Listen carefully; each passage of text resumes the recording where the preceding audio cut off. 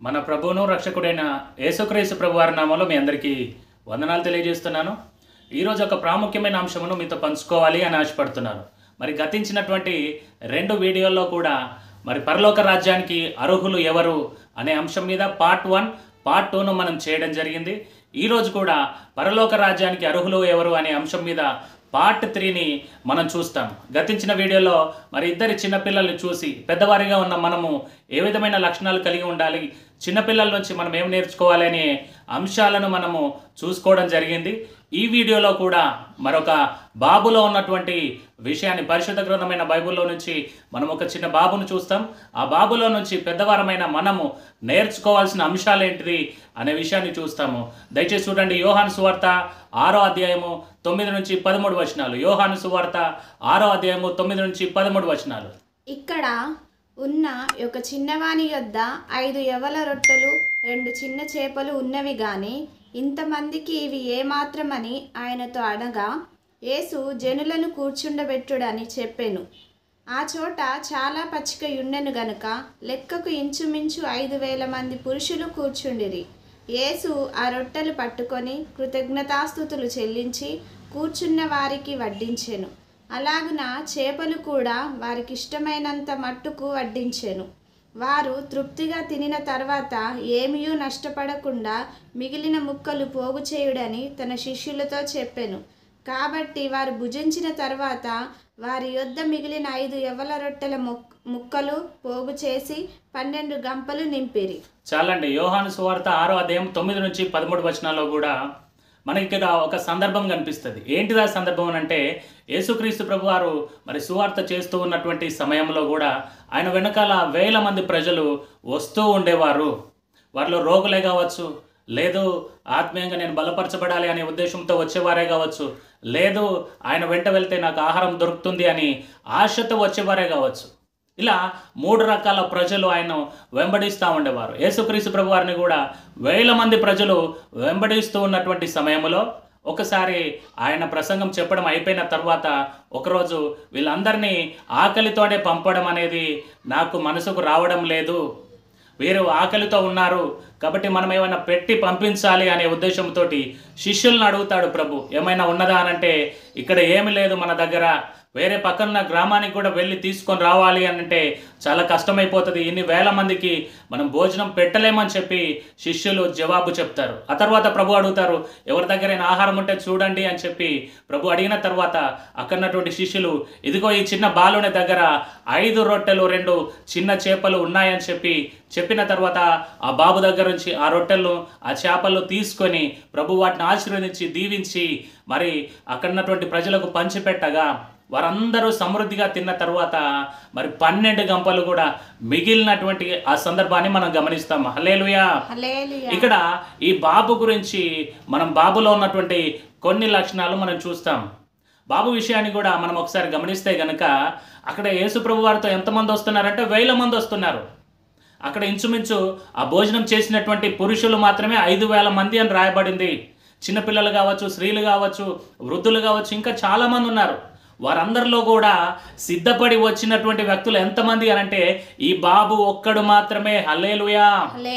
ఈనాడు క్రైస్తవులుగా పేరు మాత్రమే ఉన్నది కానీ దేవుని రాకడ వస్తే ఎత్తబడే వ్యక్తిగా నీవు ఉన్నావా? సిద్ధపాటు కలిగిన వ్యక్తిగా నీవు ఉన్నావా? 1000 మంది ఉన్నారు. అందుకే ప్రభు మాట చెప్తారు, ఏమనంటే ప్రభువా ప్రభు అని పిలిచే ప్రతి ఒక్కడు పరలోక రాజ్యానికి అర్హుడు కాడు, కానీ ప్రభు యొక్క చిత్త ప్రకారం మాత్రమే చేసే వ్యక్తి పరలోక రాజ్యానికి అర్హుడు అని చెప్తాడు. మనం సిద్ధపడి ఉండాలా. ప్రభు ఎప్పుడు వస్తాడో, ఏ క్షణాన వస్తాడో, ఏ గడియలో వస్తాడో తెలియదు. లోకం వైపు చూస్తూ, లోకంలో ఎంజాయ్ చేస్తూ, లోకంనే మరి అనుసరిస్తూ బ్రతికే ఓ క్రైస్తవుడా, నువ్వు సిద్ధంగా ఉన్నావా? యేసయ్య వస్తే ఈరోజు మనము ఈ బాబులో నుంచి నేర్చుకోవాల్సిన మొట్టమొదటి పాఠం ఏంటిది అనంటే సిద్ధపాటు కలిగిన జీవితము. ఆ బాబు భౌతికంగా తనకు మరి ఆకలి అవుతుంది, ఎక్కడైనా ఆగినా కూడా మనం తినొచ్చు, నేను తినొచ్చు, కాబట్టి నా కడుపు నింపుకోవడానికి ఈ ఆహారం కావాలని చెప్పేసి ఆ బాబు అన్ని 1000 మందిలో కూడా సిద్ధపాటు కలిగినటువంటి ఒకే ఒక వ్యక్తిగా మనకు కనిపిస్తున్నాడు. హల్లెలూయా. మనము కూడా ఆత్మీయమైన సిద్ధపాటు కలిగి ఉండాలి. ఆత్మీయమైన సిద్ధపాటు కలిగి ఉండాలి. మన ప్రభు చెప్తాడు ఏమనంటే, మనుష్య కుమారుడిని రాకడ అంట రెప్పపాటులో జరిగిపోతుందంట. రెప్పపాటులో జరిగిపోతుందంట. రెప్పపాటులో ప్రభు యొక్క రాకడ జరిగినప్పుడు మనం ఎత్తబడాలి అనంటే మొదటిగా ప్రతి క్రైస్తవునికి ఉండాల్సింది ఏంది అనంటే సిద్ధపాటే. హల్లెలూయా. రెండో విషయాన్ని మనం గమనిస్తే కనుక వేల మంది వచ్చినప్పుడు ఈ బాబు దగ్గరన ఆహారాన్ని శిష్యులు తీసుకుంటూ ఉన్నప్పుడు కూడా ఆ బాబులో ఉన్న రెండవ గొప్ప లక్షణం ఏంటిది అంటే ఇతరులకు ఇచ్చేటటువంటి గొప్ప లక్షణాన్ని కలిగి ఉన్నాడు. హల్లెలూయా. అనగా సమర్పణ జీవితం ఉన్నది. చిన్న బాబే కానీ ఆ బాబులో ఏముందంటే సమర్పించే జీవితం ఉన్నది. దేవునికి, దేవుని ప్రజలకు నేను ఉపయోగకరంగా ఉండాలి, నా ద్వారా ఇంకా అనేకులు ఆశీర్వదించబడాలి, దీవించబడాలి అనే ఆశతోటి అనేకుల కడుపు నింపబడాలి అని ఈ చిన్న బాబు అనుకుంటున్నాడు. హల్లెలూయా. ఈ మాటలు వింటున్న ప్రియ సంగమా, నీ వలన ఆత్మీయంగా ఇంకెవరైనా బలపరచబడుతున్నారా? నీ ఆత్మీయ జీవితం ఎలా ఉంది? సరిగానే ఉందా? నీ ఆత్మీయ జీవితం ద్వారా కొంతమందినైనా నువ్వు బలపరచగలిగితే, నీ ఆత్మీయ జీవితంలో ఉన్నటువంటి ప్రార్థన జీవితం కావచ్చు, వాక్యం ద్వారా కావచ్చు, ఇతరులను నువ్వు బలపరిచి ఆత్మీయంగా ప్రభు వైపు నిలబెట్టగలిగితే గనుక దానికంటే గొప్పది ఇంకేదీ లేదని వాక్యము చెప్తా ఉన్నది. హల్లెలూయా. నీ జీవితం ద్వారా ఇతరులు సంతృప్తి చెందుతున్నారా? నీ జీవితంను నువ్వు సిద్ధపడుతూ ఇతరులను సిద్ధపరిచే ఆ అనుభవంలో నీవు ఉన్నావా? ఒకవేళ లేకపోయినట్లయితే ఈ చిన్న బాబు మనకు మాదిరిగా ఉన్నాడు. మీరు మార్పు నొంది చిన్న బిడ్డల వంటి వారైతేనే కానీ పరలోక రాజ్యానికి అర్హులు కారు అని వాక్యం చెప్తున్నది. అర్హులు కారు అని ప్రభు చెప్తున్నాడు. ఈ బాబులో ఉన్న మొట్టమొదటి లక్షణము మరి సిద్ధపాటు కలిగినటువంటి లక్షణము. రెండవది ఇతరులకు ఉపయోగపడేటటువంటి లక్షణాన్ని ఈ బాబు కలిగి ఉన్నాడు. హల్లెలూయా. మూడవ లక్షణాన్ని ఈ బాబులో గనుక మనం గమనిస్తే గనుక శిష్యులు తీసుకునేటప్పుడు ఈయన ఏం చేస్తున్నాడు? ఇస్తున్నాడు. అనగా నా ద్వారా ఇతరుల కడుపు నింపబడాలి అనే ఆశతోటి ఇస్తున్నాడు. హల్లెలూయా. ఆయన ఇచ్చేటప్పుడు చుట్టుపక్కల ఉన్న వాళ్ళు ఏ బాబు ఇవి కొన్నే ఉన్నాయి కదా, ఎవరికి సరిపోతాయి, నీకే సరిపోతాయో లేదో ఇవ్వద్దని కూడా ఎవరైనా చెప్పి ఉండొచ్చు. బహుశా ఇవ్వద్దని కూడా ఎవరైనా చెప్పి ఉండొచ్చు. అయినా సరే ఆ బాబు ఏం చేస్తున్నారంటే ఇస్తున్నాడు. దేవునికి ఇస్తున్నాడు. దేవుని ప్రజలకు ఆయన ఇచ్చే వ్యక్తిగా ఉన్నాడు. హల్లెలూయా. ఎవరో మన మందిరానికి కావచ్చు, దేవుని పరిచర్యకు కావచ్చు, మనకు తోచింది ఇచ్చేటప్పుడు కొంతమంది వద్దు అని అంటారు. ఇది ఏ పాటిది, ఇది సరిపోదు, ఇది అవసరం లేదని మాట్లాడుతూ ఉంటారు. ఈ మాటలు వింటున్న ప్రియ సంగమా, అటువంటి మాటలను నువ్వు పట్టించుకోవాల్సిన అవసరం లేదు. 2 కాసులైనా సరే వేసిన ఈ బీద విధవరాలే వీళ్ళందరికంటే ఎక్కువ వేసింది, ఈమెనే గొప్ప వ్యక్తి అని ప్రభు సాక్ష్యం ఇస్తున్నాడు కదా. నువ్వు ఇచ్చే చిన్నదైనా సరే దేవుని పరిచర్యలో ఎంత గొప్పగా ఉంటుంది. హల్లెలూయా. మనస్ఫూర్తితో గనక నువ్వు ఇవ్వగలిగితే దేవుడు దాన్ని గొప్పగా ఆశీర్వదిస్తాడు, దీవిస్తాడు. హల్లెలూయా. ఈ బాబులో ఉన్న మూడవ లక్షణం ఏంటిదనంటే ఇతరుల మాటలను పట్టించుకోలేదు కానీ దేవునికి తాను ఇవ్వాలనుకున్నది మనస్ఫూర్తిగా ఇచ్చాడు. అటువంటి మనసే నీకు నాకు పరిశుద్ధాత్మ దేవుడు అనుగ్రహించునుగాక. హల్లెలూయా.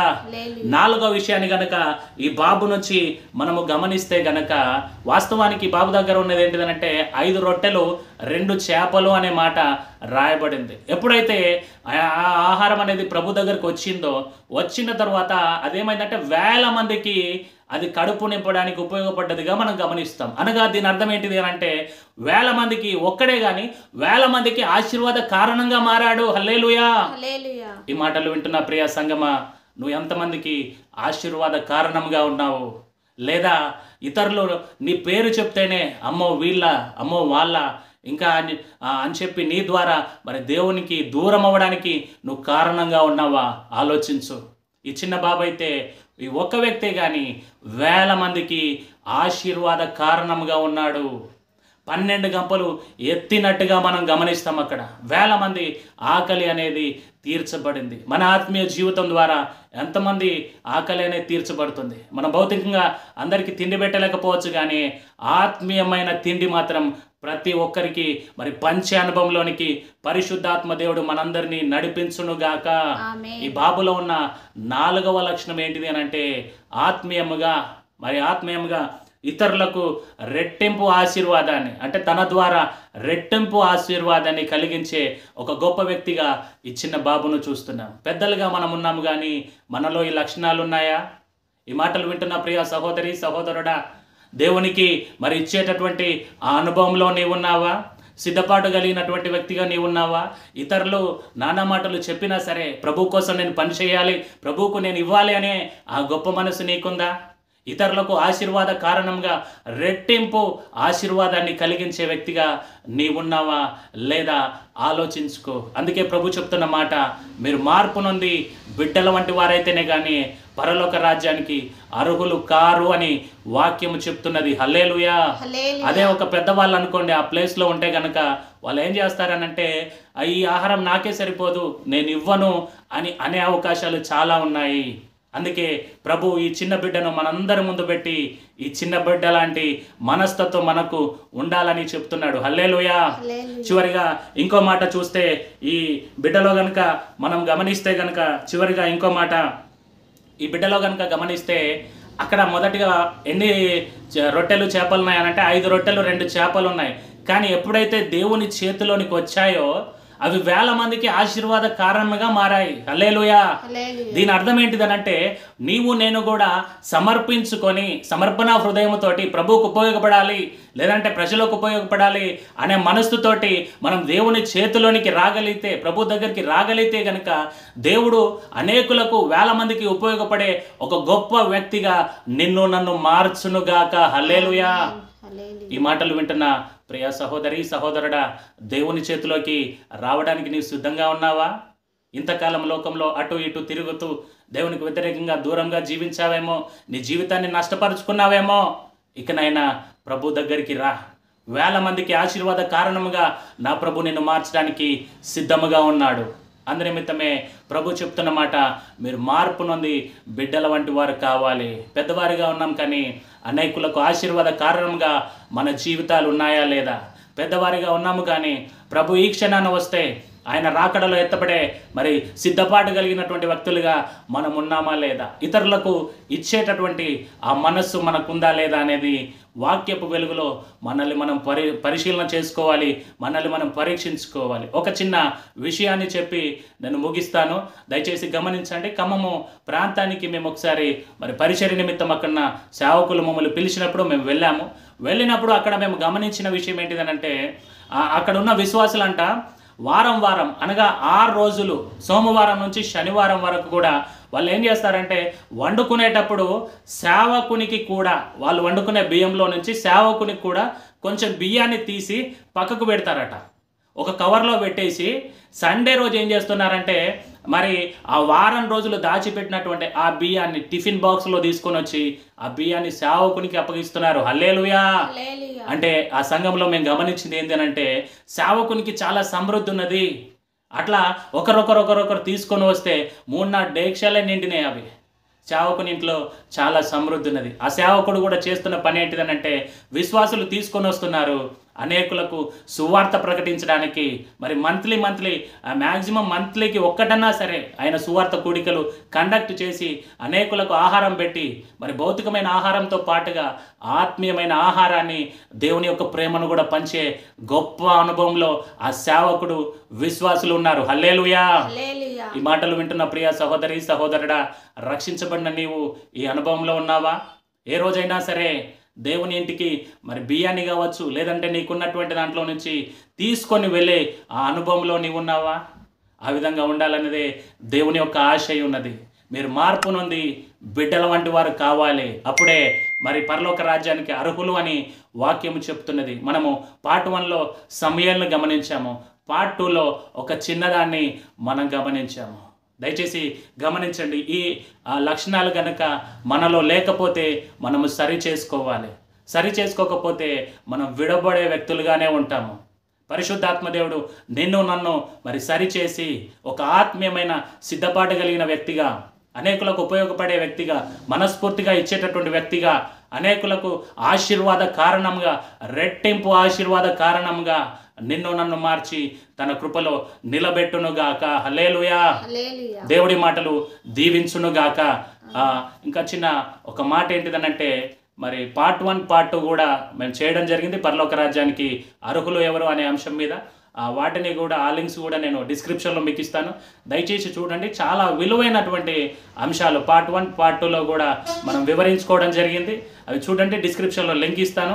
ఇంకా ఎవరైనా సరే మరి ఛానల్ను సబ్స్క్రైబ్ చేసుకున్నట్లయితే సబ్స్క్రైబ్ చేసుకోండి. లైక్ చేసి మీ బంధుమిత్రులందరికీ కూడా షేర్ చేయాలని ప్రభు పేరట మీకు మనవి చేస్తున్నాను. దేవుడు మిమ్మల్ని దీవించును గాక. ఆమేన్.